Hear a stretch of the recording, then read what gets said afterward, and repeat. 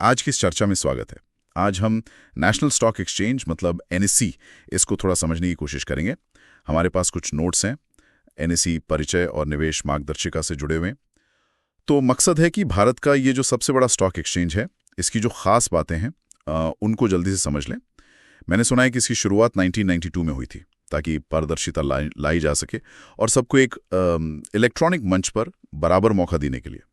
चलिए इसको थोड़ा और गहराई से समझते हैं। एनएसई आखिर बना क्यों था, क्या जरूरत थी? बिल्कुल। देखिए, 90 के दशक से पहले ना भारतीय शेयर बाजार में जो ट्रेडिंग होती थी वो थोड़ी पुराने तरीके से होती थी, फ्लोर ट्रेडिंग, और उसमें पारदर्शिता की कमी महसूस की जाती थी काफी। अच्छा, मतलब सब कुछ ओपन नहीं था? हाँ, उतना नहीं। तो एनएसई को इसीलिए बनाया गया ताकि एक आधुनिक, मतलब पूरी तरह से कंप्यूटराइज्ड और पारदर्शी ट्रेडिंग सिस्टम लाया जा सके। सरकार और जो बड़े वित्तीय संस्थान थे उन्होंने मिलकर इसे शुरू किया। मकसद यही था कि देश भर के निवेशक, चाहे छोटे हों या बड़े, बिना किसी भेदभाव के आसानी से ट्रेड कर सकें। और ये शुरू कब हुआ? 92 में प्लान हुआ तो? हाँ, प्लानिंग पहले हुई लेकिन इसने काम करना शुरू किया 1994 में। अच्छा, 1994 में। और ये पूरी तरह कंप्यूटराइज है आपने कहा, तो इसका मतलब ट्रेडिंग बहुत तेज होती होगी फिर? हाँ, तेज तो होती ही है, और साथ ही एनएसई पर T+1 निपटान प्रणाली लागू है। T+1 ये क्या है? T+1 मतलब ट्रेड प्लस 1 डे, यानी जिस दिन सौदा हुआ उसके अगले ही कारोबारी दिन शेयरों की डिलीवरी या पैसों का लेन देन पूरा हो जाता है। अरे वाह, मतलब बहुत जल्दी। हाँ, इससे न सिर्फ रफ्तार बढ़ी, बल्कि जो पहले होता था ना कि पैसे या शेयर अटक गए, वो जोखिम भी काफी कम हो गया। तो बाजार में भरोसा बढ़ा है इससे। देखिए, आप सीधे एक्सचेंज पर ट्रेड नहीं कर सकते, आपको एक सेबी पंजीकृत ब्रोकर के जरिए जाना होगा। सेबी? हाँ, securities and exchange board of India. ये भारत का मार्केट रेगुलेटर है। ये ब्रोकर्स ही निवेशकों के ऑर्डर एक्सचेंज तक पहुंचाते हैं। और आजकल तो खैर लगभग सभी ब्रोकर्स ऑनलाइन प्लेटफॉर्म देते हैं, मोबाइल ऐप भी हैं, तो आप घर बैठे कहीं से भी ट्रेड कर सकते हैं। यहीं पर एक सवाल और आता है मेरे मन में। एनएसई और बीएसई, इनमें क्या फर्क है? बीएसई का नाम भी बहुत सुनते हैं हम लोग। हाँ, ये बहुत कॉमन सवाल है। देखिए, बीएसई यानी बॉम्बे स्टॉक एक्सचेंज, वो एशिया का सबसे पुराना स्टॉक एक्सचेंज है। सोचिए, 1875 में बना था। ओह, बहुत पुराना। जी, जबकि एनएसई 90 के दशक में आया। और आज के समय में वॉल्यूम के हिसाब से, खासकर डेरिवेटिव्स ट्रेडिंग में, एनएसई भारत का सबसे बड़ा एक्सचेंज है। अच्छा। दोनों के अपने बेंचमार्क इंडेक्स हैं, जैसे एनएसई का है निफ्टी 50 और बीएसई का सेंसेक्स। एनएसई अपनी आधुनिक तकनीक और जो उसका तेज इलेक्ट्रॉनिक सिस्टम है उसके लिए ज्यादा जाना जाता है। और आपने इंडेक्स की बात की। जी। ये निफ्टी 50 तो सब जानते हैं। जी।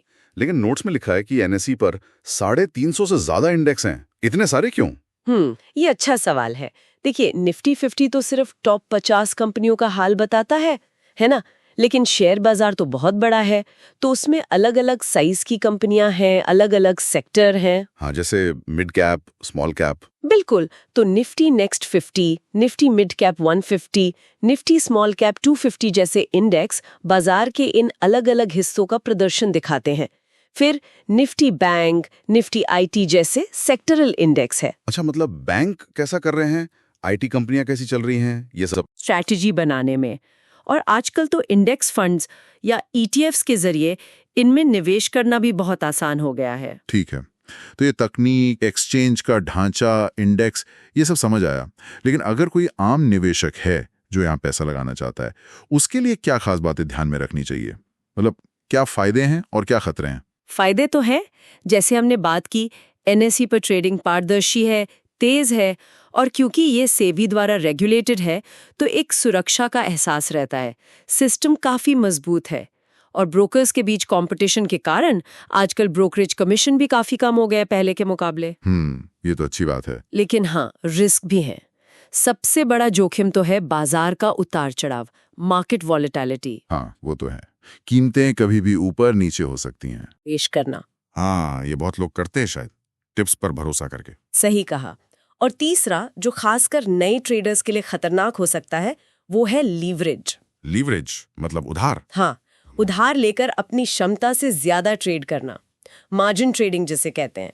देखिए, इससे मुनाफा तो तेजी से बढ़ सकता है, पर अगर बाजार जरा भी आपके खिलाफ गया तो नुकसान भी उतना ही तेज होगा। बिल्कुल, कई गुना तेजी से। इसमें कई बार पूरी पूंजी डूबने का खतरा रहता है, तो इसे बहुत सावधान रहना चाहिए। अच्छा, अब जरा एनएसई के स्केल की बात करें। इन नोट्स में लिखा है कि इस पर लगभग 2200 से ज्यादा कंपनियां लिस्टेड है। ये तो बहुत बड़ा नंबर है। हाँ, बहुत बड़ा। और ये संख्या बदलती रहती है।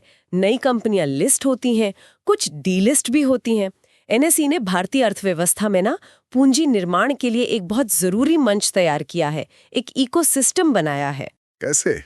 मतलब इसका क्या असर होता है? देखिए, कंपनियों को बिजनेस बढ़ाने के लिए पैसा चाहिए होता है। एनएसई जैसी जगह उन्हें आम जनता से, निवेशकों से वो पैसा जुटाने का एक पारदर्शी और कुशल तरीका देती है। इससे वो अपना कारोबार बढ़ा पाती हैं, नई नौकरियां निकलती हैं और देश की जीडीपी में योगदान होता है।